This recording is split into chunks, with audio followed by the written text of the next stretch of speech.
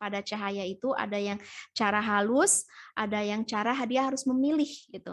Memilih untuk mengambil kebaikan atau keburukan yang harus benar-benar dia faham gitu. Dan alhamdulillah Umar memilih jalan terang ya, meninggalkan khomer, ternyata bisa dengan faham. Jadi wardu jaza fahjur wala tamnun tastaktir gitu. Jadi itu kayak proses hijrahnya Rasulullah Shallallahu Alaihi Wasallam. Sehingga apa ya, seluruh kisah hidup Rasul eh, detailnya dari yang terkecil sampai yang terbesar itu membuat hati kita, nggak mungkin kami melupakan jasa Rasul, karena Rasul ini benar-benar apa ya, influencer yang ngena banget di hati, ngena banget di pikiran manusia ya, karena beliau bukan hanya bicara, berperilaku, beliau juga mencontohkan dengan perilakunya ya, bagaimana beliau apa ya, berusaha juga untuk mengajarkan manusia punya koneksi yang lebih dalam kepada Allah Subhanahu wa taala meskipun dengan berbagai latar belakang. Ada latar belakang Abu Bakar yang memang dari awal bersih, putih, jadi sangat lembut, sangat mudah masuk Islam. Ada latar belakang Umar, ada latar belakang Wahsy, ada latar belakang Khalid bin Walid gitu kan, yang Islamfobia banget, haters banget gitu, bisa masuk ke dalam Islam, bisa hijrah dengan dibantu oleh Rasulullah Shallallahu Alaihi Wasallam dengan memberikan contoh-contoh terbaik Rasul. Oke, termasuk ini ya, yang aku bilang tadi ya, ketika Rasulullah Shallallahu Alaihi Wasallam sudah siap untuk mengorbankan jiwa raganya dalam perjalanan hijrah menuju kepada Allah, kita juga harus belajar seperti beliau. Rasul Ejaz itu selalu memposisikan apa ya, beradaptasi gitu. Apa nih yang paling dibutuhkan oleh umat Islam? Apa nih yang paling dibutuhkan untuk lebih dekat kepada Allah? Pilihan-pilihan duniawi atau pilihan-pilihan akhirat itu buat Rasul mudah banget. Nah, ketika kita pengen hijrah juga belajar seperti itu. Ketika ada pilihan-pilihan duniawi tentang jodoh kah, tentang keuangan kah, tentang lifestyle kah gitu. Kalau ini pilihannya antara dunia dan akhirat, kalau ini pilihannya cinta dunia atau cinta berkuduah, cinta kepada Allah, maka buat kita, kalau kita sudah pegang cahaya, ini tidak akan menyulitkan kita, ini tidak akan menyusahkan kita, karena kita sudah punya komitmen, aku hijrah. Hijrah ini bukan apa ya? Bukan tujuan. Ketika aku bilang hijrah, aku sudah selesai, aku sudah sampai, aku sudah di titik kesempurnaan. Tidak, hijrah ini langkah awal kita. Step pertama kita untuk bisa lebih dekat kepada Allah yang perjalanannya panjang. Perjalanannya masih sangat undetectable, nggak bisa kedetek gitu. Kita akan menghadapi kesulitan apa, kita akan menghadapi kegelapan jenis apa lagi, itu kita nggak ngerti gitu. Makanya kalau kita paham gitu, ini adalah langkah awal ketika menjalani proses hijrah itu, ketika sudah datang kesulitannya, istain billahi wala ta'jiz. Istain billah wala ta'jiz. Minta tolonglah kepada Allah dan jangan memilih lemah. Jangan memilih longsor, jangan memilih rapuh. Pilihlah kekuatan, pilihlah komitmen, pilihlah kesabaran, pilihlah untuk bisa bangkit. pilihlah untuk meminta tolong kepada Allah gitu. Jadi ista'in billah. Wala ta'jiz, jangan merasa lemah. Jadi kamu jadi teman-teman ya, adjust itu apa ya? Men-setting diri kita supaya kita sesuai dengan niat awal kita hijrah. Pikiran kita setting, kemudian fokus kita setting lagi, kemudian perhatian kita setting lagi, prioritas kita setting lagi, gitu kan? Bahkan selera kita setting lagi, mindset kita setting lagi, supaya kita tetap di track kita. Track awal kita adalah pengen hijrah sampai kita menemukan apa ya, al-idrak. Kalau teman-teman sudah kayak pegang, benar-benar pegang komitmen, setiap teman-teman jatuh, bangkit lagi, gagal, coba lagi gitu. Kamu sedang create opportunity for yourself. Kamu sedang menciptakan kesempatan-kesempatan untuk diri kamu, dan itulah yang diberikan oleh Allah setiap hari untuk kamu. Jadi bangkit lagi, bangun lagi, ambil komitmen kamu, dan dikala kamu jatuh, kamu akan rasakan pertolongan Allah itu hadir. Kamu akan rasakan Allah terlibat. Kamu akan rasakan support dari Allah, lutfullah, rahmatullah, fadlullah, kemelimpahan Allah juga akan kamu rasakan ya. Jadi sampai ketika kamu sudah sangat terbiasa merasakan, kamu sudah mencapai derajat karena kan aku bilang ya tadi, hijrah itu sebuah fase awal yang panjang dan terdapat banyak level. Jadi ketika kamu level up, naik, ada kesulitannya, ada pertolongannya. Naik lagi, ada kegelapan lagi, dan akan ada pertolongannya lagi. Naik lagi seperti itu ya, sampai kamu bisa benar-benar mata kepala, mata batin bisa menyaksikan seluruh kekuasaan Allah dalam kehidupan. Hati bisa merasakan betapa pedulinya Allah pada kehidupan kita. Pikiran kita akan apa ya?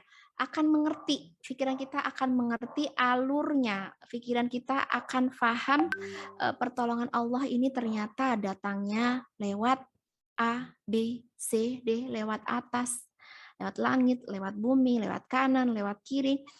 Itu disebut dengan darajatul idrok, sampai kita menyaksikan sendiri pertolongan Allah Subhanahu wa taala, sampai kita merasakan sendiri kekuatan dan kuasa Allah dalam kehidupan kita. Darajatul idrak wal musyahadah, yang ketika kita sudah datang nih pertolongan Allah, sudah datang kemudahan dari Allah, sudah datang kuasa Allah gitu kan dalam kehidupan kita mencapai darajatul yakin. Kita punya yakin banget. Yakin itu sudah tidak ada yang blur lagi. Yakin itu kita sudah sampai sangat dekat kepada Allah Subhanahu wa taala. Darajatul yakin, kemudian darajatul ilm gitu, sampai kita mengerti banget, oh alurnya begini, ternyata pertolongannya, pola pertolongan Allah seperti ini gitu. Jadi teman-teman sampai bisa mengambil sebuah pelajaran tersendiri ya. Pokoknya kalau ada begini, polanya begini. Kalau pengen ngedatengin pertolongan Allah gitu kan, apa ya, penuhi dulu syaratnya, penuhi dulu polanya, penuhi dulu apa sih yang paling dicintai dan disukai oleh Allah, sehingga kita bisa mengerti polanya Allah dan datang pertolongan Allah melalui pola-pola yang sudah kita penuhi berbagai persyaratannya. Oke, nah ini teman-teman yang dirahmati Allah, ketika kita sudah nyampe di darajatul yakin, bisa jadi ya kita akan melewati fase sulit lagi. Makanya kita ini kayak selalu hunger, selalu lapar dengan pertolongan Allah, selalu haus dengan kasih sayang Allah, selalu ingin mencari gitu, never enough gitu, nggak pernah cukup kita ini dengan kasih sayang Allah. Nggak pernah cukup kita ini dengan kebaikan Allah gitu. Setiap hari, setiap detik, setiap waktu berlepas dari Allah sedikit saja akan jadi kesulitan. Jauh sedikit saja dari Allah akan menjadi kayak apa ya? Ya kayak kayak bencana yang kita ciptakan karena kita menjauh dari Allah Subhanahu wa taala. Ya, jadi teman-teman yang dirahmati Allah, Allah sudah memberikan untuk kita figur ya sempurna ya. Gimana figur tersebut Rasulullah Shallallahu Alaihi Wasallam adalah salah satu cahaya yang Allah turunkan untuk umat manusia. Allah waliyul ladina amanu yukhrijuhum minadh-dhulumati ilan nur. Allah lah pelindung manusia, penjamin kehidupan manusia, pemelihara kehidupan manusia yang yukhrijuhum minadh-dhulumat gitu, yang membawa manusia dari kegelapan yang berlapis-lapis menuju kepada cahaya. Jadi kalau kegelapan itu cabangnya banyak, lapisannya banyak, jenisnya banyak, variannya sangat banyak. Tapi kalau cahaya cuma satu dari Allah, jadi insya Allah kita nggak akan kesulitan ngedapatin cahaya karena cahaya cuma satu sumbernya dari Allah. Allah nurus samawati wal ard mathalu nuri kamishkah fiha misbah al misbahu fi zujajah az-zujajatu ka'annaha kaukab durriyun yuqadu gitu ya. Jadi perumpamaan cahaya Allah itu seperti lampu yang di dalam miskah. Miskah itu sebuah wadah dari sebuah wadah ini ya, wadah lampu yang terlindungi gitu ya. Kemudian ada kacanya. Fiha misbah al misbah fi zujajah az-zujajatu ka'annaha kaukab durriyyu yuqad min syajarah zaitunah mubarakah la syarqiyah wala gharbiyah yakadu zaituha yudi walau lam tamsas hunar gitu. Jadi teman-teman yang dirahmati Allah, kalau saya pribadi kayak ngerasa dalam kegelapan gitu, aku aku secara pengalaman memanggil cahaya itu, ya Allah, Engkau pemilik cahaya arash, bahkan arash pun menjadi terang, menjadi bercahaya itu karena apa ya? Karena datangnya dari Allah gitu. Ini aku dalam kegelapan yang sangat dalam, yang aku sendiri, aku kehilangan diri aku. Aku kehilangan kebenaran. Aku kehilangan banyak sekali nilai-nilai kebaikan. Aku kehilangan banyak sekali positivity, hal-hal positif itu banyak sekali hilang. Aku kehilangan kekuatanku sendiri, aku kehilangan jati diriku, aku kehilangan akhlakku sendiri misalnya, aku kehilangan banyak hal berharga ketika aku di dalam kegelapan. Dan jangan biarkan aku berlama-lama di dalam kegelapan. Karena aku tidak akan bisa melihat kebaikan, aku tidak akan bisa melihat hal-hal positif ketika aku berada di dalam kegelapan. Jadi gitu teman-teman yang dirahmati Allah, yang dilakukan Rasul itu seperti itu. Mengangkat jiwa-jiwa manusia dalam kegelapan menuju kepada yang terang. Menghijrahkan, memigrasikan manusia yang stay di bumi, makan, minum, tidur, cari duit di bumi, hijrah. Yuk kita ke surga, ke negeri yang lebih abadi. Hijrah, yuk kita ke negeri yang la khauf wala hazan, yang sudah tidak mengenal kecemasan, ketakutan, anxiety, di surga nanti kita tidak mengenal depresi, tidak mengenal duka, semua itu tidak, sudah kita lupakan ya, atas berkat apa ya, berkat pertolongan ya Rasulullah Shallallahu Alaihi Wasallam ya, yang sangat ingin menghijrahkan kita dari negeri sulit menjadi negeri mudah, negeri gelap menjadi negeri cahaya, negeri yang apa ya, negeri negeri kesedihan menuju negeri kebahagiaan. Makanya Rasulullah Shallallahu Alaihi Wasallam sendiri sampai doa beliau apa coba? Nih, sebuah confession gitu ya, pengakuan, Allahumma inni abduk, ya Allah aku ini hambamu, ibnu abdik, ibnu amatik, nasiyati biadik. Itu aku hambamu, bahkan ubun-ubunku ada dalam genggamanmu, madin fiyah hukmuk. Gitu. Jadi yang berlalu adalah keputusanmu, dan semua yang sudah kamu tetapkan adalah balance, fair, adil, tidak ada kezaliman, tidak ada tidak pernah keputusan Allah tidak pernah merugikan manusia.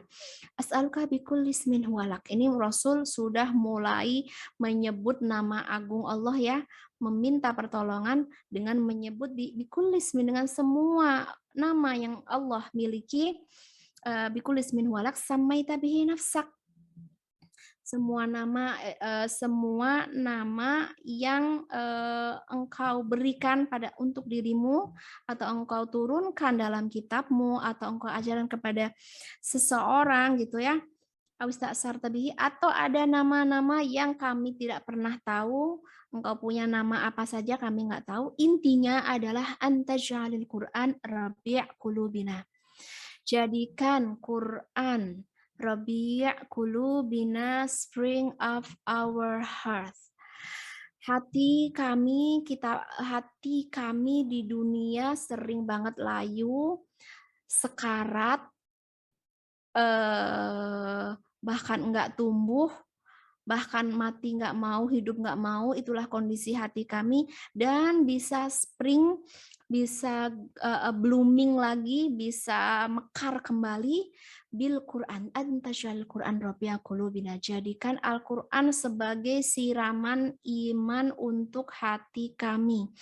Jadikan Al-Quran sebagai nutrisi iman untuk hati kami. Wa nura sadri, dan jadikan juga Al-Quran sebagai cahaya penumbuh, cahaya penerang, cahaya yang menyingkap kegelapan, cahaya yang remove semua darkness, cahaya yang membawa kami dari kegelapan menuju yang terang, terang hati, terang pikiran, seluruh seluruh jiwa-jiwa manusia menjadi terang, bahkan seluruh sel-sel yang kami miliki, anggota tubuh kami semuanya menjadi terang dengan Al-Quran. Wajala husni wa dhahaba hammi. Jadikan juga Al-Quran sebagai jala husni gitu, remover remover teh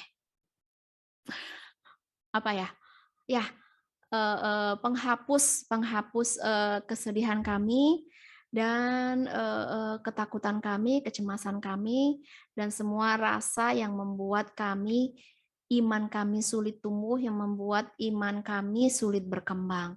Jadi itu yang mungkin kalau kita ngobrolin tentang yang dilakukan Rasul banyak banget, tapi secara umum aku jelasin tadi ya, di surat An-Nur, kemudian di surat Al-Baqarah, kemudian di dalam doa-doa Rasulullah Shallallahu Alaihi Wasallam, yang benar-benar Rasul berhak ngedapetin cinta dari kita, karena ya kita nggak memiliki petunjuk yang bisa membawa kita kepada yang terang ya, seperti yang dilakukan oleh Rasulullah Shallallahu Alaihi Wasallam. Toh kita semua sama-sama mencari cahaya, dan yang berhasil menyempurnakan cahaya adalah Rasulullah Shallallahu Alaihi Wasallam. Toh kita sama-sama pengen keluar dari kegelapan, pengen keluar dari keburukan, dan Rasulullah Shallallahu Alaihi Wasallam bisa menciptakan generasi yang disebut dengan nujum, bintang gemintang. Nujum ashabi kan nujum. Sahabat-sahabatku ini seperti bintang. Ketika kamu butuh petunjuk, ketika kamu butuh arahan, gitu, belajarlah dari para sahabatku, karena mereka adalah bintang yang berada di dalam kegelapan, bintang-bintang yang menghiasi kegelapan. Dan kita juga pengen ya, ketika kita dalam kegelapan, kita yang akan jadi bintangnya. Ketika umat, ketika bangsa berada dalam kegelapan, maka kitalah cahayanya. Itulah yang diajarkan oleh Rasulullah Sallallahu Alaihi Wasallam. Biar lebih keluar lagi, mungkin saya serahkan kepada moderator sekarang. Barangkali akan banyak sekali insight dari teman-teman, aspirasi atau pertanyaan-pertanyaan. Mangga saya serahkan kepada moderator, Kak Dita. Masya Allah. Terima kasih Umi. Jadi emang aku tadi sedikit menyimpulkan yang tadi aku highlight banget tuh emang selalu minta pertolongan Allah ya Umi ya. Jadi kita harus minta selalu pertolongan Allah, terus fokuskan setting mana-mana prioritas, terus mana fokuskan pikiran. Pokoknya namanya juga hijrah kan berpindah berganti ya Umi ya, begitu ya Umi ya. Amin. Ini tadi maaf Umi, tadi tuh di tengah-tengah Umi si Tausiah mungkin ada kendala, jadi tuh sempat ke-mute gitu. Oh.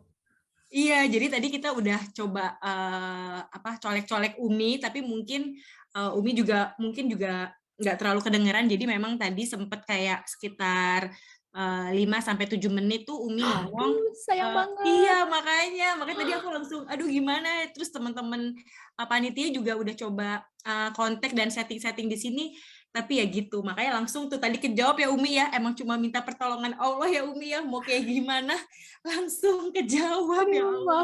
Maafkan. Nggak apa-apa Umi. Ya, dan ini alhamdulillah udah banyak sekali pertanyaan dan sudah dipilih sama teman-teman panitia. Tapi sebelum aku mau share pertanyaannya yang akan dijawab langsung sama Umi, aku mohon untuk teman-teman yang ada di sini untuk memperhatikan adab-adabnya. Jadi menggunakan pakaian yang rapi, menggunakan kerudung, dan untuk kalaupun emang ada yang mau makan atau sambil minum, tolong di off-kan kamera ya. Jadi kita di sini mendahulukan adab-adab juga, dan pastikan banyak nih malaikat nih ngedoain kita semua. Jadi kita pasti berharap minta yang terbaik gitu. Oke, ini Umi udah banyak sekali pertanyaan yang sudah dipilih sama teman-teman panitia. Ini Dita bacain satu Umi jawab atau enaknya Dita bacain semua ya Umi? Satu-satu aja ya. Satu aja. Oke, kalau gitu. Ini pertanyaan pertama dari Siti Rohani. Assalamualaikum Ustazah Hanin Akira. Apakah ada tips dan kiat agar terus bisa bersemangat dan istiqomah dalam menjalankan ibadah-ibadah sunnah ketika dalam keadaan dan waktu yang sempit dan disertai banyak kegiatan gitu. Jadi minta tips agar bisa semangat dan istiqomah untuk melakukan ibadah-ibadah sunnah, mungkin kayak sholat duha, tapi sedangkan tuh mungkin kita lagi riuh masak gitu ya Umi, bisa kan perempuan lagi mau masak tapi wah udah waktunya duha tapi masakannya belum kelar gitu mungkin Umi. Silakan Umi dijawab. Oke, Masya Allah, Barokallah ya. Sebenarnya itu keren banget ya. Kita kayak udah merasakan resah dengan pembagian waktu kita gitu. Alhamdulillah kita punya waktu 24 jam, semuanya bermanfaat, semuanya kita pakai untuk Allah ya. Dan apa ya, untuk Allah itu kan enggak semuanya yang tentang sholat atau tentang ngaji. Kita harus ngerti banget juga tentang prioritas. Kalau memang kita ya yang punya tanggung jawab tentang di dapur, atau punya tanggung jawab pekerjaan, atau punya tanggung jawab yang sifatnya, kalau tanggung jawab itu kan sifatnya wajib ya, sedangkan misalnya sunnah-sunnah itu bisa kita kerjakan kalau memang kita sedang free, tanggung jawab besar. Jadi teman-teman yang dirahmati Allah itu keren sih, sudah ngerasa aduh gitu, aku melepas yang sunnah demi tanggung jawab ini, dan kamu harus ngerti itu kalau memang benar-benar itu memang lebih bermanfaat, lebih dibutuhkan, itu meskipun kamu sedang ninggalin yang sunnah, kamu mengambil yang lebih baik, yang lebih bermanfaat, maka pahalanya insya Allah lebih gede gitu. Kadang-kadang misalnya ya, apalagi nih, kadang-kadang ya kayak puasa gitu ya, kayak puasa juga kalau misalnya kamu kuat sambil puasa, sambil melaksanakan tanggung jawab duniawi, kamu menggabungkannya dengan sempurna, oke, bagus gitu kamu kamu kerjakan. Tapi kalau misalnya puasa sunnah, tapi misalnya kamu kerja kamu nggak efektif, kerja kamu jadi nggak efisien, kerja kamu bisa merugikan perusahaan atau merugikan teman kerja yang lain, itu juga sangat tidak bijak gitu. Karena kan sifatnya kan sunnah. Sedangkan ada banyak sekali hal-hal yang kita raih dengan mengambil tanggung jawab yang lebih besar, yang ya beberapa orang mungkin kuat menggabungkan antara yang sunnah dengan tanggung jawab pokok, tapi beberapa orang yang lain merasa kesulitan. Jadi jangan khawatir, kayak misalnya aku pribadi nih ya, dari subuh bangun, ya yang paling enak adalah habis sholat subuh, zikir, kemudian sampai menunggu waktu syuruk gitu kan, sambil murojaah, sambil apa gitu kan.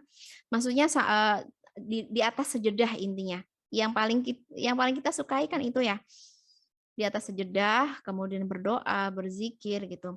Tapi kan kita sebagai seorang ibu, kita punya tanggung jawab gitu. Itu boleh kamu lakukan ketika kamu belum jadi ibu, belum jadi tapi kalau kamu jadi ibu, kamu punya tanggung jawab untuk bangunin anak-anak, mandiin anak-anak, nyiapin makan, segala macam yang kita kita boleh gitu bilang ke Allah, "Allah, aku sebenarnya pengen banget gitu duduk di atas sejadah, berdoa, berzikir dan lain sebagainya. Tapi aku tidak bisa melakukannya karena aku tahu tanggung jawab aku kepada anak dan keluarga lebih besar. Jadi please kamu boleh ngomong ke Allah gitu, pahalai aku. Pahala apa ya? Pahala berzikir, pahala masak, pahala itu semuanya pahalai aku. Jadi itu kayak eh, kita ngomong aja sama Allah gitu. Aku ingin sekali ngedapetin hal-hal yang sunnah gitu, tapi karena aku punya tanggung jawab yang lebih besar, semoga pahala sunnah itu tetap bisa aku dapetin meskipun aku tidak melakukannya. Toh aku melakukan hal-hal yang lebih besar, yang lebih bermanfaat buat keluarga, bukan untuk diri aku pribadi.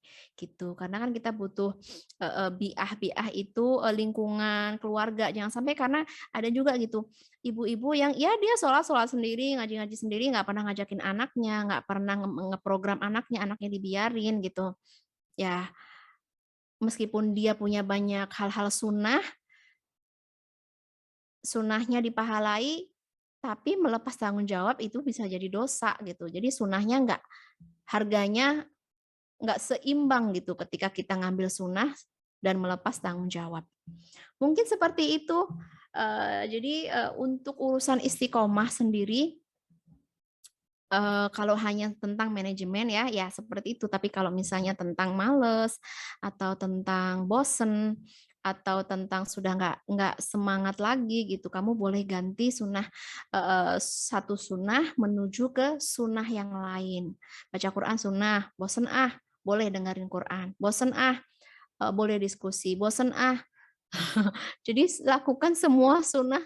Toh sunnah itu menu pilihan ya, banyak sekali hal-hal sunnah. Tapi kalau yang nggak boleh kita tinggalin, nggak boleh bosen, nggak boleh absen adalah yang wajib atau tanggung jawab prioritas kita.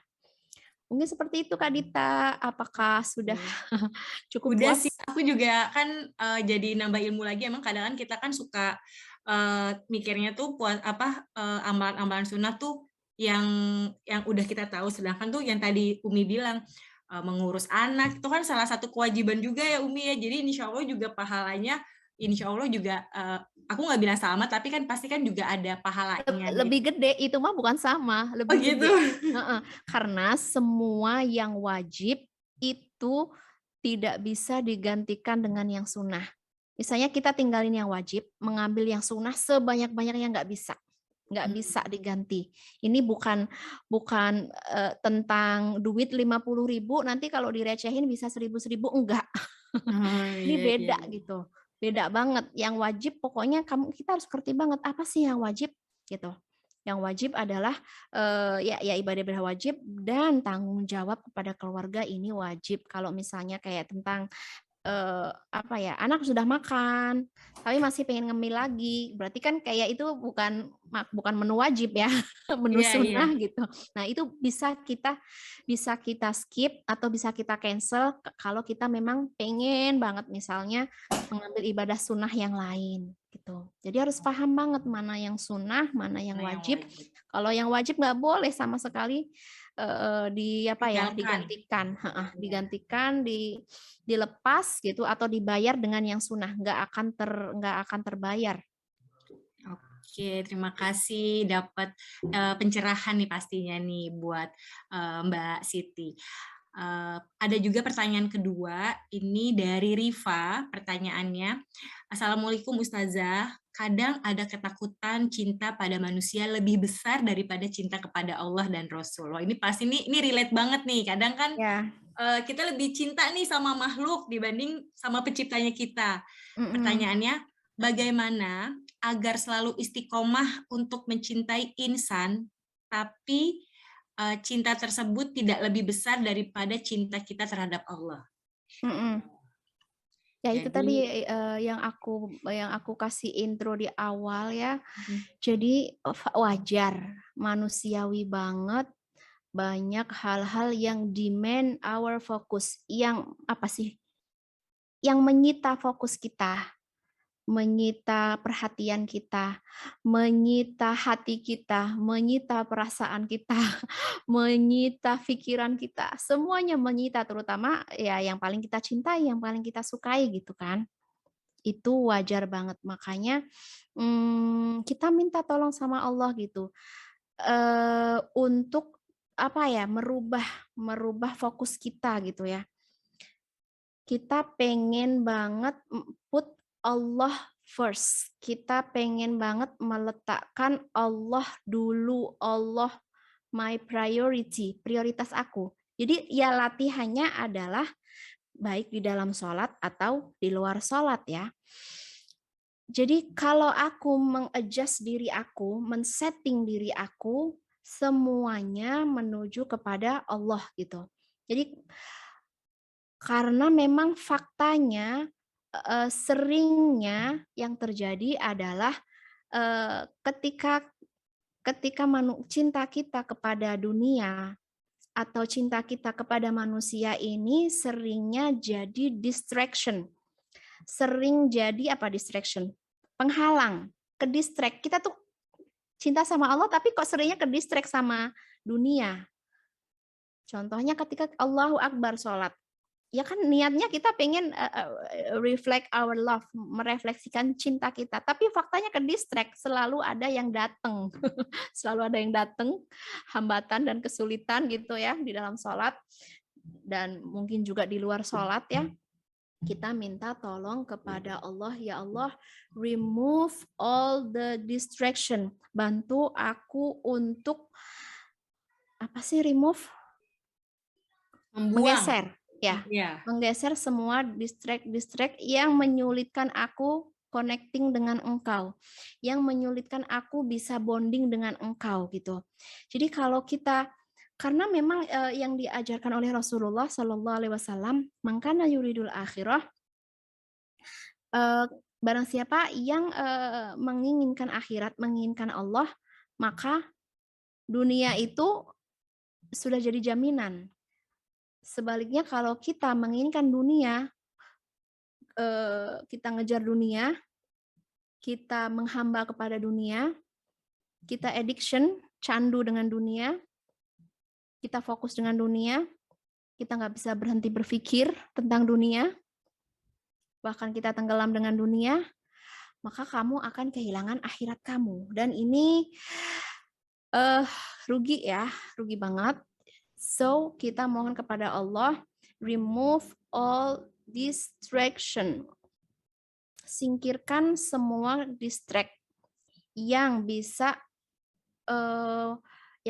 membuat fokus aku berubah. Jadi kita harus paham, kita mau fokus kemana? Kita mau fokus ke Allah, kalau menemukan distraction, remove. Atau kalau menemukan iklan-iklan, ya tinggal skip iklan itu. Iklan itu akan terus hadir, akan terus ada gitu. Nah, kitanya sendiri yang akan apa ya, kita skip lagi, kita apa ya, ya kita remove lagi sampai benar-benar kita ngedapetin apa yang kita inginkan, yaitu connecting dengan Allah Subhanahu wa taala atau mencintai Allah. Dan ini pasti prosesnya bukan proses yang mudah. Ini sulit banget. Bahkan kali ini kita bisa fokus, besok enggak. Pagi fokus, malam enggak. Itu udah biasa.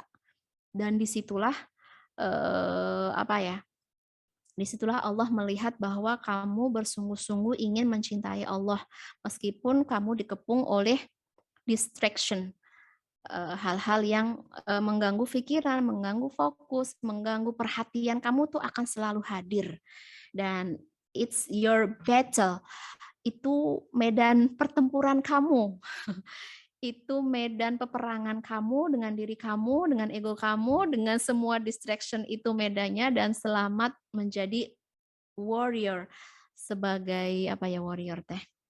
Sebagai pejuang ya, sebagai kesatria ya yang untuk terus melawan semua bisikan-bisikan, melawan kegelapan atau melawan fokus-fokus yang sebenarnya itu semua fokus sebenarnya nggak perlu kita fokus-fokus banget karena akan dijanjikan oleh Allah gitu.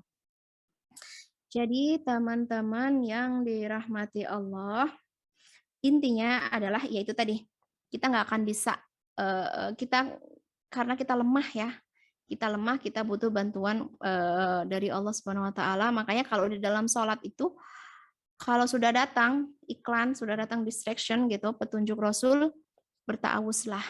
Berta'awuz itu ya, Allah lindungi aku dari distraction. Karena itu nyata gitu. Semua orang ngalamin, semua orang pernah merasakan. Dan yang bisa bantu hanya Allah Subhanahu wa taala sehingga kamu boleh bilang sama Allah, "Ya Allah, ketika aku fokus atau gagal fokus itu untukmu. Ketika aku berhasil mencintaimu atau kadang-kadang aku ke-distract dengan cinta-cinta yang lain, itu semua perjuanganku untukmu. Ketika aku sudah berhasil menjadi hamba yang mencintaimu atau gagal menjadi hamba yang mencintaimu, itu semua perjuangannya untukmu. Jadi it's your process, jadi kamu boleh apa ya, persembahkan semua proses tersulit maupun termudah kamu persembahkan untuk Allah sebagai sebagai refleksi bahwa kamu you are trying gitu. Kamu terus mencoba dan mencoba dan mencoba dan Allah suka dengan perjuangan kamu untuk mengembalikan fokus, untuk menjadikan Allah sebagai prioritas, untuk mengembalikan apa sih perhatian kamu dan berusaha untuk bertemu dengan Allah sebagai cinta sejati kamu. Semoga bisa menjawab pertanyaannya. Masya Allah. Jadi aku sih tadi agak aku highlight, pokoknya ingat Allah terus, ingat akhirat gitu ya. Jadi kan jadinya akhirnya tadinya mulai-mulai ke distract nih jadi langsung oh iya gitu mungkin ya Ustazah ya. Ya. Oke, Masya Allah, ini ada pertanyaan ketiga dari Nindi Anggi. Bagaimana caranya mendapatkan keikhlasan dalam hati untuk bisa menerima ketetapan Allah untuk kehidupan yang mendatang ketika ada di fase kurang merelakan hal-hal yang akan datang? Gitu. Jadi keikhlasan untuk menerima ketetapan Allah di akan datang yang mungkin nggak rela nih kita nih apa yang udah dikasih sama Allah gitu mungkin Umi. Oke. Ya, fase untuk merelakan ini juga take time, butuh waktu. Nggak harus ketika kamu diputus sama Allah cegler gitu ya. Cegler gitu kan. Wah, kita harus langsung menerima. Sebenarnya yaitu manusia butuh waktu, nggak langsung kita harus menerima. We are processing. Kita sedang memproses gitu. Karena yang harus kita terima ini buat kita masih sulit, masih berat, masih kadang menyakitkan, yaitu kita give time for yourself gitu. Berikan waktu ya untuk diri kamu untuk nerima, nggak harus langsung diterima dan nggak harus ditolak juga ya, biasa aja gitu ya. Oh ini oke gitu. Itu tadi yang pertama adalah it's take time, butuh waktu, nggak harus langsung. Kemudian yang kedua, be kind to yourself, gitu. Berbuat baiklah pada diri kamu, gitu. Jadi sebenarnya Allah sedang berbuat baik dengan sebuah keputusan, cuman kita belum paham, bener nggak? Kita belum mengerti, kita belum bisa memaknai, kita belum mengerti itu. Jadi pertama yang harus kamu lakukan, be kind to yourself, berbuat baiklah pada diri kamu. Jadi nggak perlu kita bereaksi buruk. Bereaksi buruk itu bisa merugikan diri sendiri gitu. Entah itu reaksi buruk kita dengan akhlak, karena kadang-kadang orang yang belum bisa menerima itu reaksinya dua. Bisa menyakiti diri sendiri, bisa menyakiti orang lain, dan dua-duanya tidak baik gitu. Makanya aku bilang, fokus aja ke diri kamu gitu. Be kind to yourself. Jangan pernah menyakiti diri kamu, karena biasanya orang akan menyakiti diri sendiri dengan mengatakan, oh, Allah kayaknya nggak sayang sama aku gitu kan. Itu kan bentuk menyakiti diri sendiri dan Allah nggak pernah bilang Allah nggak sayang. Itu kita sendiri, pikiran kita sendiri yang nggak fair dengan diri kita sendiri. Oh berarti kalau aku dikasih takdir begini, Allah nggak sayang sama aku. Atau mungkin aku punya dosa, akhirnya kita blame ourselves, judging ourselves, kita mencela, membuli diri sendiri, menjatuhkan diri sendiri, mematahkan diri sendiri. Itu jangan dilakukan pas kamu sedang menerima hal-hal yang tidak kamu suka. Itu stepnya jangan pernah menyakiti diri sendiri atau orang lain. Minimal ke diri sendiri dulu deh. Gitu. Kamu harus be kind to yourself. Jangan pernah membuat cemas diri kamu, jangan pernah meneror diri kamu dengan pikiran-pikiran yang negatif gitu. Tampilkan semua pikiran-pikiran positif sampai kamu bisa mencintai diri kamu, mencintai kehidupan kamu, mencintai ketetapan yang Allah kasih, mencintai yang paling penting adalah love your thoughts. Cintai pikiran kamu sendiri gitu. Karena banyak hal-hal yang tidak bisa kita terima itu sumbernya adalah pikiran kita sendiri. Dan banyak hal-hal yang bisa kita terima itu karena kita mencintai pikiran kita positif. Oh, maybe mungkin kayak gini, mungkin kayak gitu. Oh, aku bisa dan lain sebagainya. Dan next yang paling penting adalah support yourself. Kamu harus terus support. Oh, ini mungkin cara Allah bikin aku kuat, mungkin ini cara Allah bikin aku hebat, atau mungkin ini cara Allah menyapa aku supaya datang pertolongan Allah, supaya Allah terlibat, supaya Allah dekat, supaya Allah bla bla bla, seperti itu ya. Itu namanya positive thinking yang harus kita ciptakan sendiri dalam pikiran kita supaya apa ya? Supaya kita bisa control our reaction, kita bisa mengontrol reaksi kita gitu. Oh, yang di luar kita, ketetapan Allah, ketentuan Allah, kejadian-kejadian itu nggak ada yang bisa kita kontrol gitu. Hanya kita bisa mengontrol pikiran kita dan bersyukur kepada Allah. Kalau kamu saat itu belum bisa memaknai, belum paham, nggak ngerti gitu. Kalau belum ngerti, belum paham, ya mungkin kamu butuh masukan dari orang lain, butuh diskusi gitu. Ini why, kenapa, kenapa begini? Pasti itu pertanyaan penting yang butuh sebuah jawaban. Kenapa ya Allah? Bahkan kita bertanya kepada Allah, ya Allah kenapa? Salah saya apa? Maunya apa? Saya mau pasti banyak sekali pertanyaan-pertanyaan yang jawabannya harus positif. Kemudian kalau tentang Allahnya kita udah yakin sih gitu. Kita udah yakin banget bahwa desainnya, ketentuannya, polanya Allah itu udah yakin nggak mungkin bikin kita nangis. Allah nggak mungkin ngebully kita, Allah nggak mungkin jatuhin kita, Allah nggak mungkin matahin kita. Itu udah yakin. Cuman karena belum paham aja how to-nya kayak gimana gitu. Toh faktanya saya nangis, toh faktanya saya nggak terima, toh faktanya saya bla bla bla bla gitu ya. Jadi apa ya, intinya adalah menerima menerima ketentuan dan ketetapan Allah dengan hati yang terbuka, dengan pikiran yang terbuka gitu kan, dengan yakin bahwa setiap ada kesulitan pasti ada kemudahan. Karena ini memang fase sulit ya untuk bisa memahami, untuk bisa kita bisa kadang-kadang banyak sekali fase-fase yang kita kesulitan untuk stay positif. Oke, iya Kayaknya benar-benar. makanya itu yang aku bilang tadi tentang kegelapan. Tuh, kegelapan itu akan datang dan kalau kita love light, segera mencari cahayanya, kita akan temukan. Tapi kalau kita terus berada di dalam kegelapan, kita akan semakin gelap dan semakin tidak bisa menemukan sisi positif. Semakin tidak mengerti, semakin bahkan kita akan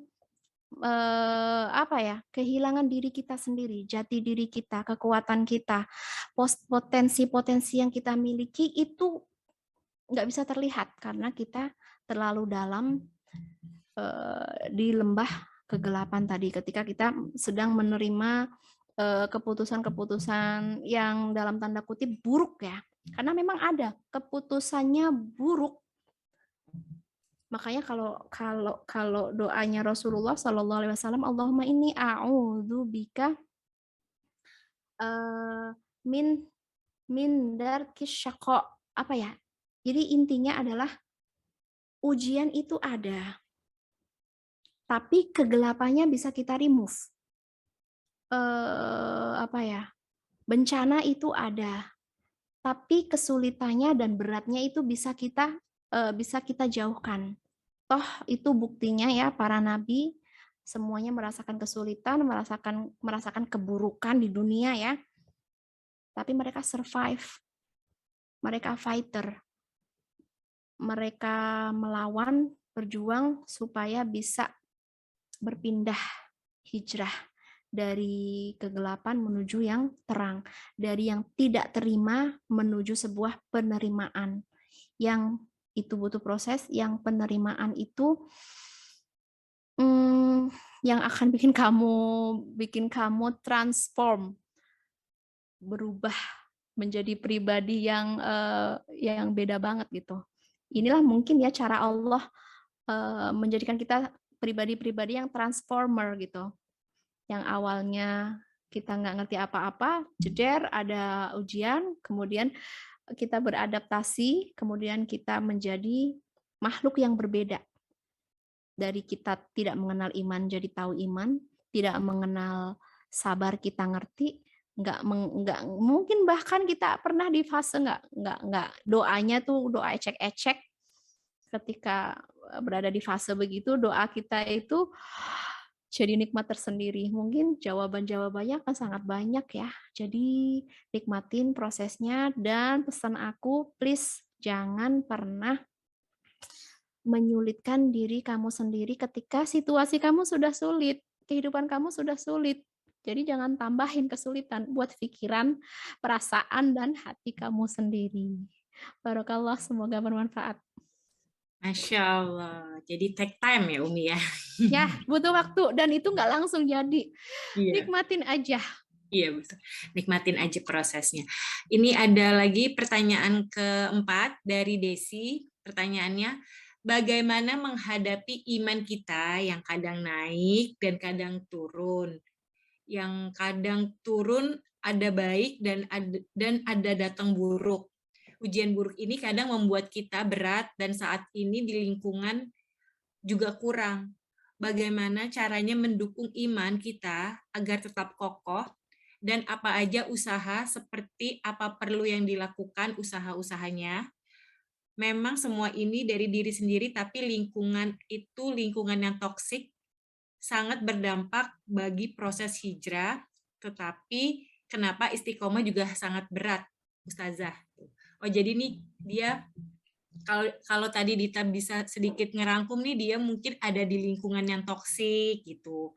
Jadi kadang-kadang mungkin kadang kita manusia kan imannya kadang suka naik turun tuh, Umi ya, nggak selalu on fire, tapi kadang-kadang juga drop. Nah, ini gimana untuk sikap-sikap kita untuk menghadapi hal seperti itu, apalagi di lingkungan kita itu lingkungan yang toksik yang kadang bisa berdampak tidak jadi istiqomah gitu, Ustazah.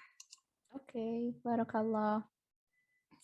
Untuk lingkungan toksik sendiri, kita harus paham ketika kita berada eh, di eh, di lingkungan yang sehat, people-nya positif, people-nya empowering kita ya, maka energi kita akan on terus. Energi kita nggak cepat habis karena kita disupport. Nah, sebaliknya kalau kita berada di lingkungan toksik, kita yang asalnya punya energi bagus, sempurna 100% gitu kan, kita masuk di lingkungan toksik, itu sangat drain your energy. Kita akan sangat mudah lowbat, kita akan cepat kehilangan energi. Makanya apa ya, teman-teman yang dirahmati Allah, kadang-kadang ini kayak HP ya.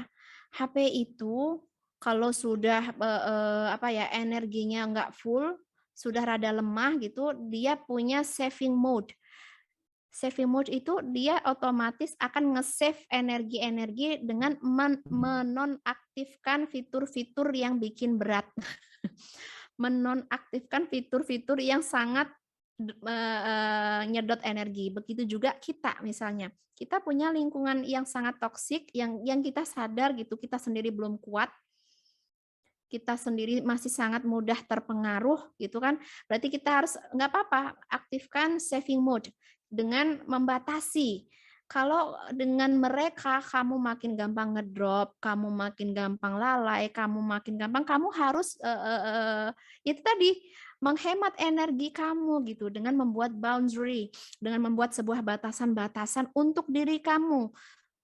Untuk ini tentang peduli your spirituality, untuk apa ya, peduli dengan kesehatan spiritual kamu gitu, peduli tentang iman kamu, peduli tentang apa ya, ya termasuk misalnya kesehatan mental, kesehatan spiritual, ini sesuatu yang nggak boleh kita abaikan, seperti kita sangat peduli dengan fisik kita gitu. Kita cek fisik kita, jantung sehat, aliran darah bagus gitu kan, ini bagus semua gitu. Bagaimana, apa kabar iman kita, apa kabar spiritual kita gitu, itu juga harus benar-benar kita paham. Apa yang membuat iman kita naik gitu kan, dan apa yang membuat iman kita turun. Kalau sudah paham banget, berarti kamu segera ambil action, take action untuk menyelamatkan iman kamu. Terus misalnya apa aja nih yang bikin kamu naik ya? Yang pasti seluruh amalan-amalan wajib yang sudah diajarkan oleh Rasul itu akan nge-level up atau naikin energi kamu lagi ya, dengan sholat, dengan ketemu sama Allah. Meskipun kadang-kadang sholat itu tadi take time, butuh waktu gitu. Kadang-kadang ada sholat yang benar-benar kita dapat banget sama Allah, ada sholat-sholat yang kita nggak dapat. Itu kita sebenarnya tahu jawabannya, ketika kita dapat berarti kita itu hadir. Kita sholat, pikiran hadir, perhatian hadir, perasaan kita hadir, hati kita hadir, hadir semua kita kumpulkan di hadapan Allah. Dan itu adalah saat yang paling baik, energi kamu langsung naik. Itu bisa dalam sholat, bisa dalam membaca Al-Quran, kemudian mendengarkan tausiah kah, atau bertemu teman-teman yang powernya keren banget ya. Banyak sekali kita temukan teman-teman yang powernya nggak habis-habis ketika diberikan untuk agama Allah.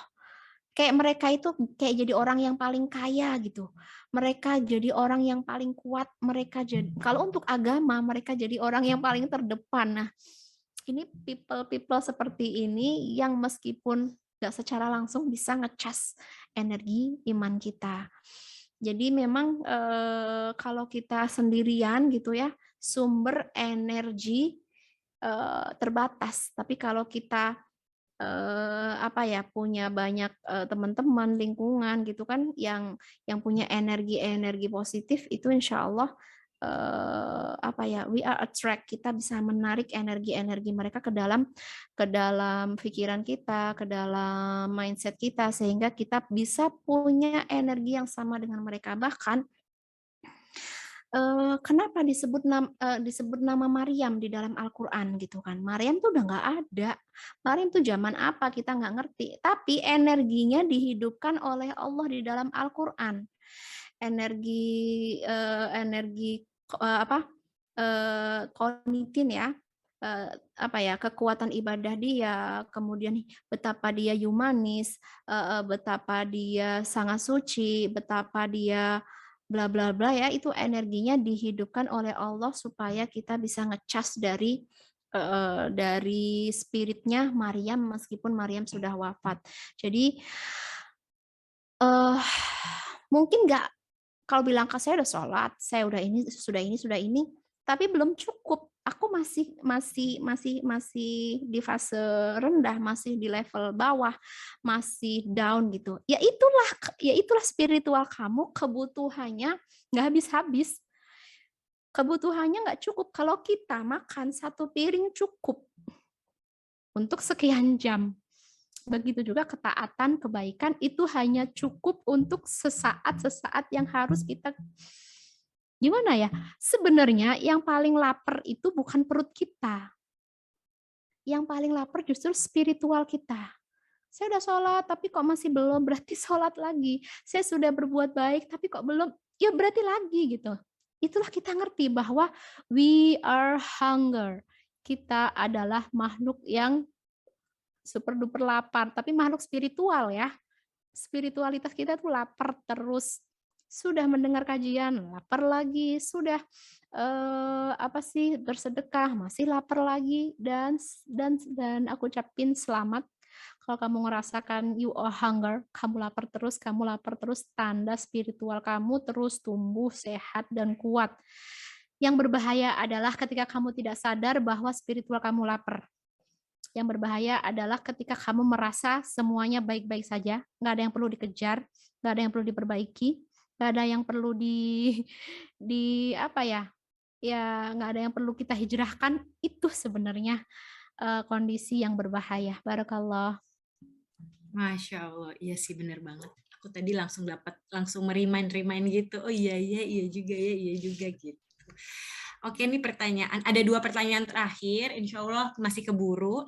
Pertanyaannya dari N. Intan, tentang ceritanya Umar yang menjemput hijrahnya dengan cara dipaksa. Apakah menurut Ustazah seseorang itu bisa dipaksa untuk berhijrah? Karena saya memiliki adik, kami sudah tidak beribu, yang Masya Allah sifatnya sangat keras. Saya khawatir jika saya diam saja dan tidak memaksa untuk dia menjadi manusia yang lebih baik, maka nanti masa depannya rusak. Gitu. Jadi ini seorang kakak yang ingin melihat adiknya untuk hijrah, tapi dia mengambil cerita dari Umar yang memang dia menjemput hijrahnya itu dengan cara dipaksa. Itu bagaimana tuh Ustazah? Saya boleh tahu adiknya usia berapa, laki-laki atau perempuan? Ini sih tidak dijelaskan, atau mungkin ada N. Intan di sini, boleh raise hand. Bisa. Nah, ini dia nih. Mbak Intan, aku lihat kamu, aku unmute coba. Boleh tanya langsung deh, kali ini spesial nih, spesial. Boleh di-unmute Mbak Intan, N. Intan. Silakan, Tafadol. Assalamualaikum Ustazah. Waalaikumsalam warahmatullahi wabarakatuh. Ya, terima kasih atas waktunya. Saya Intan Ustazah. Ya. Jadi saya seorang kakak, adik saya perempuan usianya udah 20-21 gitu Ustazah. Oke. Jadi memang bisa dibilang gimana ya Ustazah, namanya muda mungkin ya Ustazah. Kalau saya dikasih tahu gitu kan, kebetulan memang kami sudah nggak ada ibu, jadi kan memang tanggung jawabnya dia jadi tanggung jawab saya. Gimana? Dia itu jadi tanggung jawab saya gitu Ustazah. Bagaimana ya Ustazah, kira-kira ada masukan begitu dari Ustazah? Apa pas gitu Ustazah supaya dia mau berubah gitu. Karena bisa dibilang saya khawatir kalau misalnya diemin aja nanti gimana gitu masa depannya Ustazah. Ya, pasti. Ustazah. Sami-sami, Teh Intan. Masya Allah, barakallah. Ya, kalau kita mau ngomongin tentang hijrahnya Umar tidak dipaksa ya. Hijrahnya Umar itu momen ketika beliau di puncak amarah, kemudian memukul adiknya, dan ketika beliau memukul adiknya, disitulah titik balik beliau gitu. Beliau langsung tersadar, adik yang paling dicintai kenapa dipukul, adik yang paling dilindungi kenapa dia yang menyakiti gitu. Dan akhirnya Umar di situ kayak melembut hatinya. Karena memang aslinya Umar ini tipe yang pelindung ya. Kok sampai ada fase sekeras ini hati, itulah ya. Memang manusia akan merasakan kalau sudah hati keras, hati kaku, bahkan saudara pun akan mendapatkan penganiayaan gitu. Dan ini dalam hati Umar ini udah nggak bener nih, ini apa sih ini gitu. Terus akhirnya Umar waktu itu coba bacakan apa yang dibaca oleh Muhammad gitu. Adiknya membacakan Toha ma anzalna 'alaikal Qur'an litashqa illa tadhkiratan liman yakhsha tanzilan mimman khalaqal arda was samawati al-'ula ar-rahman 'alal 'arsy istawa. Ma anzalna 'alaikal Qur'an. Kami tidak menurunkan Al-Qur'an litashqa. Kami tidak menurunkan cahaya untuk bikin kamu berat, untuk bikin kamu nyeri, untuk bikin kamu sulit, untuk bikin kamu sengsara. Quran tidak turun untuk menyengsarakan. Tanzilan mimman khalaqal arda. Turun dari Sang Pencipta bumi dan Pencipta langit yang maha tinggi. Ar-Rahman 'alal 'arsy istawa, yaitu zat yang maha penyayang. Jadi mungkin bisa ya kita bacakan ayat ini. Ar-Rahman 'alal 'arsy istawa. Jadi kadang-kadang mungkin kenapa orang masih belum suka dengan Islam, belum suka dengan ketaatan, belum suka dengan Al-Qur'an, masih kayak semoga ini bukan di fase Islamfobia ya, hanya belum masuk aja gitu. Ada sampai orang yang di fase Islamfobia, haters gitu ya. Atau bahkan ya orang-orang biasa gitu kayak males-malesan dengan apa ya, males untuk memenuhi panggilan Allah gitu. Toh Allah ini menurunkan Al-Qur'an tidak untuk menyulitkan. Justru kalau kamu kesulitan, bukalah Al-Qur'an. Justru kalau kamu tashko, ketika kamu sengsara, ketika kamu putus asa, bukalah Al-Qur'an. Di dalamnya ada sa'adah, kebahagiaan. Di dalam Al-Qur'an ada solusi, di dalam Al-Qur'an ada cahaya, di dalam Al-Qur'an ada banyak jawaban dari pertanyaan-pertanyaan gitu. Dan nggak semua orang langsung ada di fase itu. Memang kadang-kadang ya itu tadi apa sih, Allah itu kan penggenggam hati. Kita hanya berusaha gitu. Kita hanya mengingatkan. Nadir, kita hanya sebagai kum fa'angdir, bangkit, ambil tanggung jawab, fa'angdir, dan berikan peringatan. Kita sudah intinya kita terus berusaha reminder dengan cara yang paling kindness, dengan cara yang paling indah ya, karena memang dakwah Islam itu kombinasinya adalah al-jamal wal haq, kebenaran dan keindahan. Kalau kita menyampaikan kebenaran jauh dari keindahan, kebenaran dengan cara mencela, mencaci, membuli, merendahkan, menjauhkan,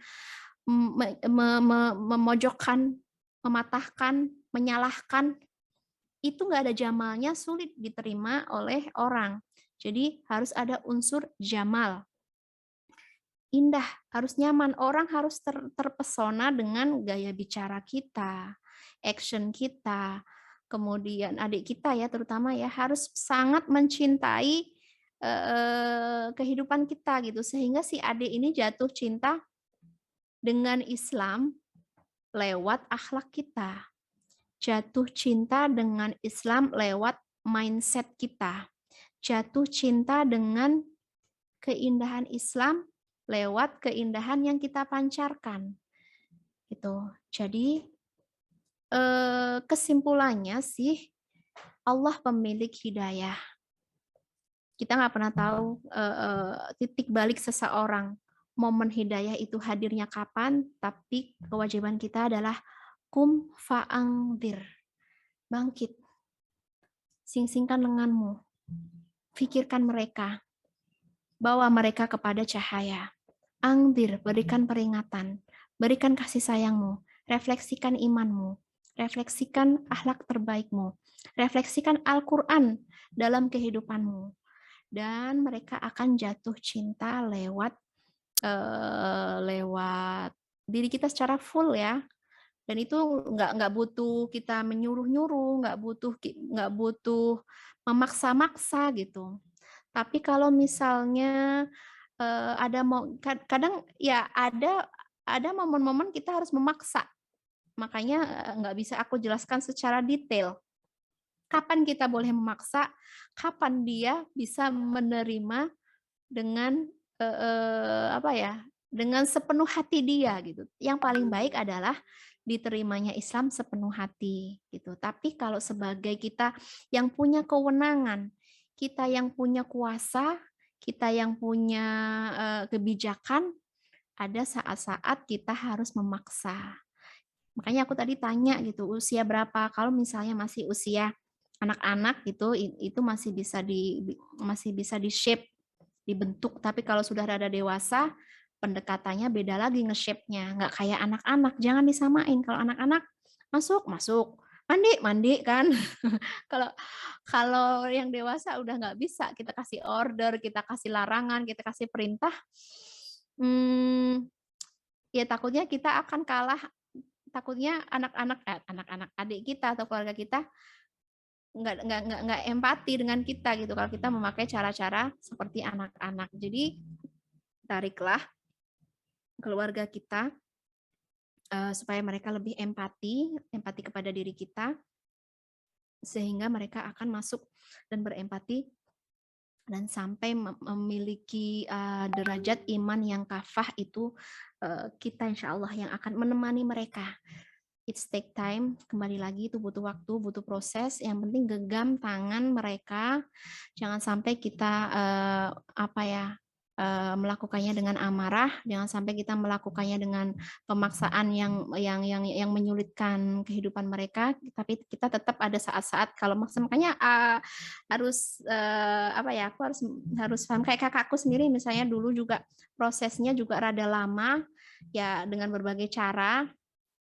Dengan berbagai dengan berbagai cara lah ya gitu, yang akhirnya ya jawabannya ya Allah gitu yang mendatangkan kemudahan itu gitu, seperti itu. Barokallah. Oke, Masya Allah, terima kasih Ustazah. Semoga Mbak Intan tadi dapat pencerahan ya, langsung dijawab langsung sama Umi ya Mbak Intan ya. Kita doain semoga adiknya segera dapat hidayah. Oke. Nah ini Umi ada pertanyaan terakhir nih sebelum kita tutup bersama-sama dari Fitria. Pertanyaannya, bagaimana cara kita untuk meningkatkan mahabbah rasa cinta orang-orang, misal saudara, sanak atau teman kita dalam mahabbah kepada sang kekasih Rasulullah untuk senantiasa bersolawat atas cinta kepadanya. Karena zaman sekarang kebanyakan hanya Rasulullah secara background atau sekilas, akan tetapi mahbabah cintanya itu kurang, malah lebih mendominasi mahabbah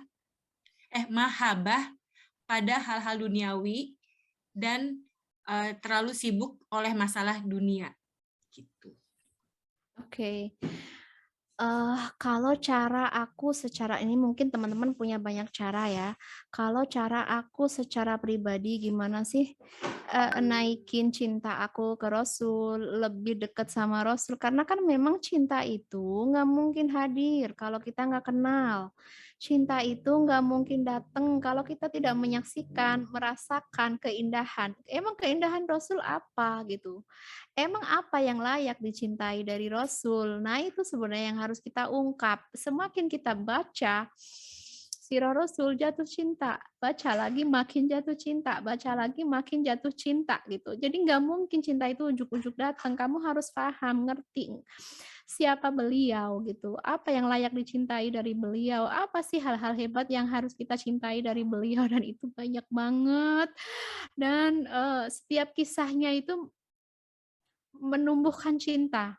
Setiap episode kehidupannya itu menanamkan cinta di hati kita. Makanya kenapa mungkin apa ya, generasi sekarang gitu kurang cinta sama Rasul karena kurang kenal, kurang paham, kurang deket, kurang merasakan, kurang membaca, kurang menghadirkan sosok Rasul dalam pikiran, dalam buku-bukunya, dalam experience-nya kurang dihadirkan gitu. Dan selain tentang apa ya, membaca, kemudian itu kalau membaca subhanallah luar biasa gitu. Bahkan entahlah satu kisah Rasul aku baca lagi, aduh Masya Allah bikin aku jatuh cinta. Satu kisah lagi aku baca lagi, bisa nggak, sekuat itu, itu jadi eh ya itu tadi sih, cinta itu akan hadir jika kamu kenal, paham, ngerti, deket, dan seakan-akan kamu bisa menyaksikan sendiri betapa Rasulullah Shallallahu Alaihi Wasallam layak untuk dicintai. Itu yang pertama. Yang kedua, cara aku untuk mencintai Rasul itu aku mengoleksi doa-doa Rasul gitu.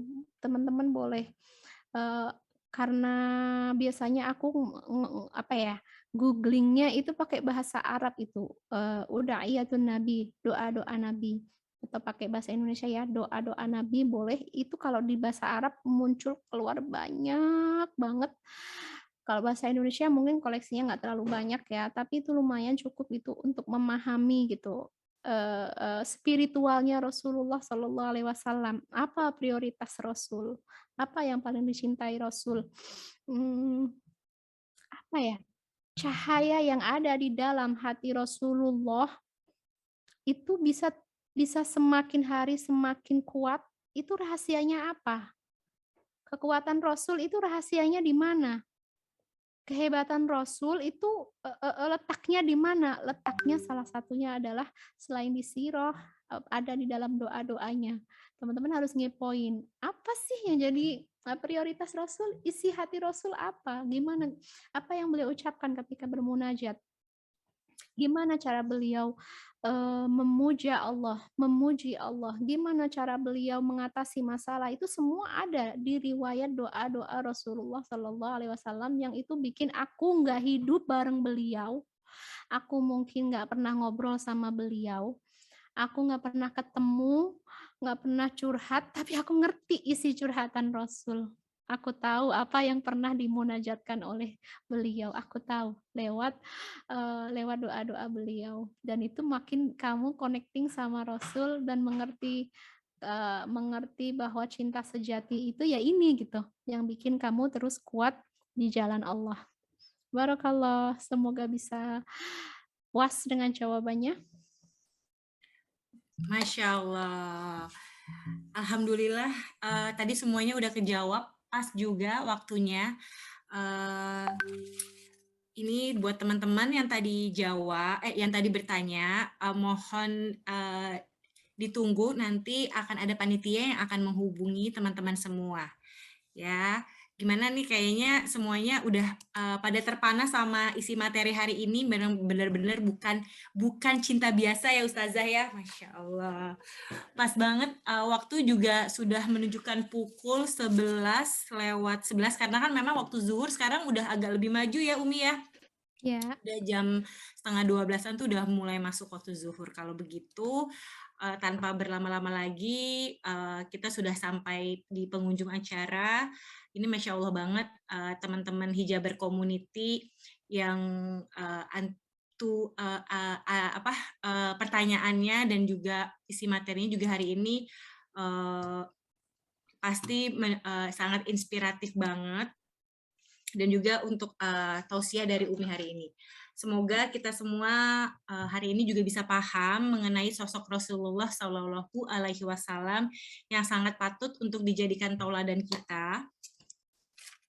Ini aku lagi nyontek nih. Aku soalnya tadi sambil nyatet, jadi aku nyatet rangkumannya gitu. Keren, Masya Allah. Jadi untuk bisa juga kita mencontoh untuk memenuhi tujuan hidup kita di dunia ini dan di akhirat kelak, yaitu salah satunya pastinya, bukan salah satunya malah, tujuan pertamanya yaitu untuk beribadah kepada Allah. Oke, jazakillah khair buat Umi, Ustazah Hanin Akira yang sudah menyempatkan waktunya di sela-sela hari Sabtu yang harusnya bersama keluarga, tapi bisa menyempatkan mengisi tausiah untuk pengajian akbar Hijaber Community 2021.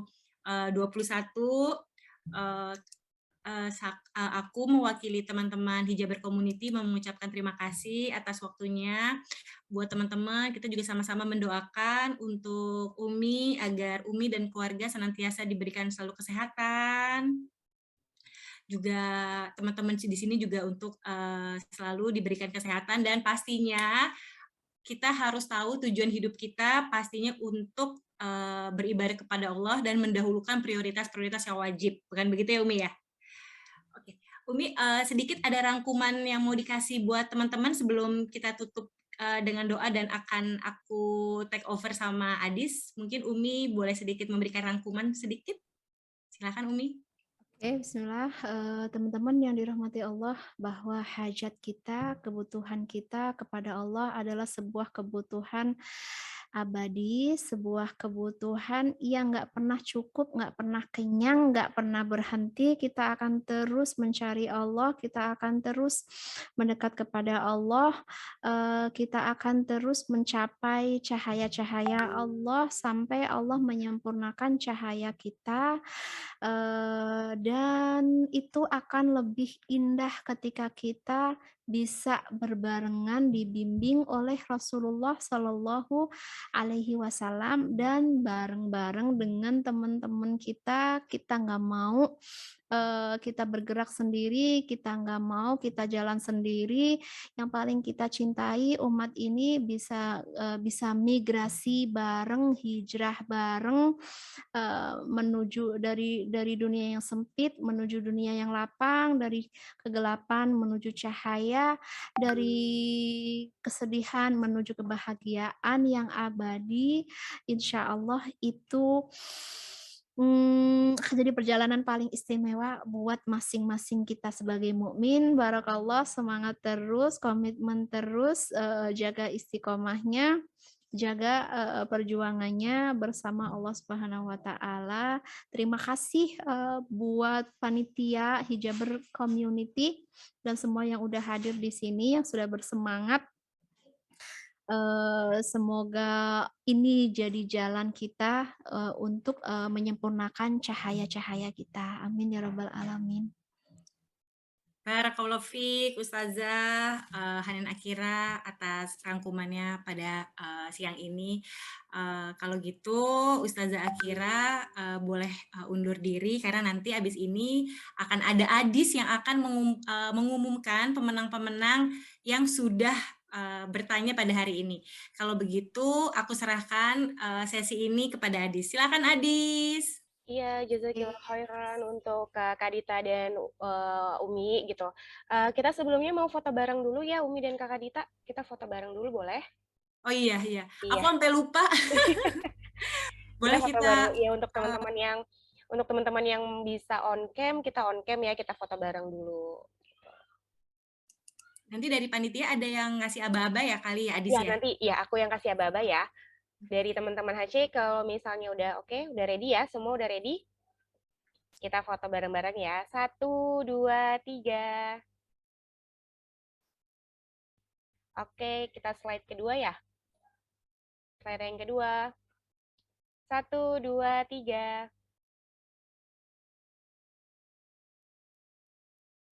Udah oke? Kita ke slide ketiga. Ini ada berapa slide? Masya Allah, rame banget. Oke, lagi ya. 1, 2, 3. Oke, ini udah cukup belum teman-teman HC yang foto, yang nge-capture? Udah cukup atau masih ada halaman? Oh, masih ada 2 slide lagi. Oke, Mas. Kita coba 2 slide lagi. 1 slide lagi ya. 3, 2, 1. Oke, slide terakhir. 1, 2, 3. Oke, terima kasih banyak semua teman-teman uh, member HC, untuk Ustazah Hanin Akira, untuk Kakak Dita Ayu yang udah memandu sesi 1 ini, sesi Bukan Cinta Biasa, dan Masya Allah materi yang diberikan oleh Ustazah Hanin Akira juga Masya Allah bagus banget. Terus untuk teman-teman antusiasnya luar biasa banget, pertanyaan-pertanyaannya juga luar biasa banget. Dan aku mau umumin dulu nih untuk pemenang, untuk bukan pemenang sih. Jadi untuk ada 5 penanya terbaik yang akan mendapatkan goodie bags Vaseline Hijab Bright. Aku sebutin ya. Ada Siti Rohani, Riva, Fitria, Desi, dan N Intan. Dan untuk teman-teman yang aku sebutin namanya ini nanti akan dihubungi oleh tim Komite HC ya untuk dimintakan info, data, dan alamat untuk kita kirimin nanti goodie bags-nya. Sekali lagi jazakillah khairan Kakak Dita yang udah menemani kita di sesi 1 pagi ini. Semoga Allah selalu memberkahi Kakak Dita dan keluarga. Semoga Kakak Dita sehat-sehat selalu, happy-happy terus ya Kak. Stay safe ya, Masya Allah. Iya Ustazah, boleh. Assalamualaikum Ustazah. Ya, Iya sama-sama Ustazah. Adis. Masya Allah ini acara pengajiannya, akbarnya pas banget, tepat waktunya, terus isinya materinya juga daging ya. Buat teman-teman nanti jangan lupa jam 1 ya Adis ya. Ya, nanti untuk setelah ini kita juga ada lagi sesi kedua. Sesi kedua nanti mulainya sekitar jam 12.50 gitu. Iya, jadi ini buat teman-teman yang tadinya udah ngomongin hijrah cinta, sekarang hijrah finansial. Jadi biar total ya Adis ya. Betul, jadi lengkap kan. Oke, kalau gitu. Allah. Makasih Ya, ya terima kasih Adis, ya teman-teman Kak. hijaber, Terima community. kasih juga. Assalamualaikum warahmatullahi Waalaikumsalam. wabarakatuh. Waalaikumsalam warahmatullahi wabarakatuh. Dan untuk teman-teman jangan lupa nanti di sesi 2 ya. Sampai ketemu, teman-teman bisa istirahat dulu dan nanti gabung lagi di jam 12.50 untuk sesi hijrah finansial. Untuk kalau misalnya ada salah kata dan kekurangan, aku mewakili teman-teman Hijabers Community, mohon maaf. Dan wassalamualaikum warahmatullahi wabarakatuh.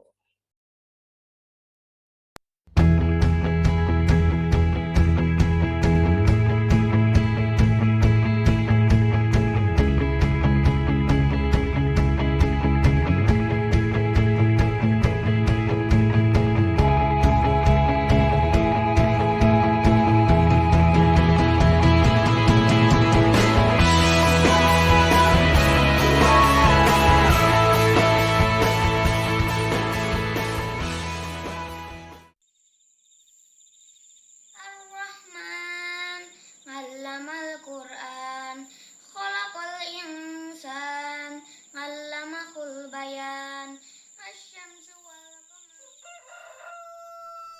Indonesia is a large archipelagic country located in Southeast Asia and often referred to as the most populous Muslim country in the world. And while over 80% of Indonesia's near 300 million citizens are Muslim, the penetration rate of Sharia financial services remain low at under 10%. However, with the recent growth of the local halal economy, there is a huge opportunity for Indonesia to increase the adoption rate of Sharia financial products.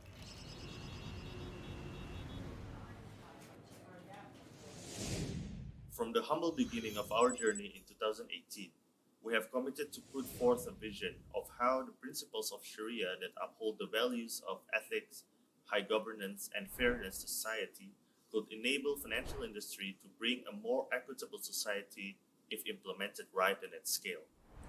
And these values have brought us now as the leading Sharia-compliant financial technology platform worldwide and will pave the way in creating a sustainable digital halal ecosystem in years to come. Alami began by launching a peer-to-peer lending platform in 2019, focused on providing productive and Sharia-compliant loans to small to medium enterprises. Fast forward 2 years, we are now the leading global SME fintech lending platform, having disbursed over $100 million across over 3,000 loans. While this has impacted many SMEs and local farmers, it has also provided investment opportunities for many retail funders to support local Islamic entrepreneurs while also achieving solid returns. In 2021, Alami was awarded Best P2P Financing Platform at the Assets Islamic Finance Awards, a culmination on top of many local and international awards received within our first 2 years of operations. This success, as well as increasing market demands, prompted us to begin expanding our line of business into additional verticals within the Islamic financial industry. In March 2021, we successfully acquired the only Sharia rural bank in Jakarta, proceeded to develop app-based digital banking services, and rebranded it Hijrah Bank, a Sharia-compliant digital bank for the discerning Islamic community. To date, over 20,000 people have signed up for early access, and counting. In addition to providing financial services, Alami is also increasing demand in the market by launching the Arkam Business Accelerator, providing training and mentorship to over 1,300 entrepreneurs in its first batch alone in November 2021. The initiative is expected to accelerate the growth of Islamic SMEs through a combination of knowledge sharing, as well as access to business tools, markets, and working capital. And to help increase Islamic financial literacy in the country, we have also launched